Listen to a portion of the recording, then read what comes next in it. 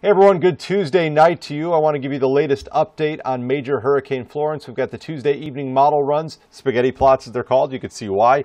It looks like mixed spaghetti over the Carolinas and Virginia as we head in towards the weekend. But short term, next 48 hours or so, this model, all the models really tight together all the way until landfall. Then they begin to take a little bit of a turn, it looks like several of them, down towards the south, right along the North Carolina, South Carolina coastline, and then eventually start to make a turn up towards the north and east. Now, some of the models do have it coming into Ohio, or the remnants coming into Ohio by the end of the weekend into next week. That would be dependent on whether the ridge aloft starts to break down or not. Those are still outliers at this point, but something to keep our eyes on very closely.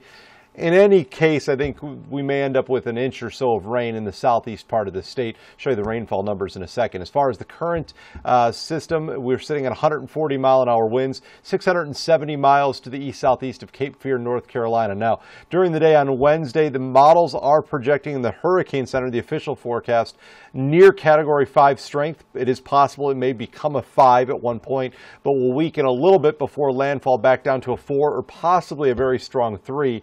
Notice once it gets inland, though, that forecast over the weekend gets really wide because of that divergence of all the forecast model data. And it does weaken as it moves inland through possibly North or South Carolina and even into possibly Georgia as well. Something we'll be watching over the next couple of days. Rainfall totals, because of that slowdown and then the eventual potential of seeing a shift to the south a little bit, showing very intense rainfall rates in the Outer Banks, ranging from 7 to 33 inches, and all the way down to the South Carolina coast near Charleston, showing a foot or more of rainfall. And this would be likely following that best track with this. Again, there is some uncertainty once the storm gets close to making landfall Thursday night and into Friday. So we'll be watching this very closely. Bob Nunnally will be in with your morning updates at 5 and 11 a.m. from the National Hurricane Center. He will relay those to you, and I'll be back in later on Wednesday.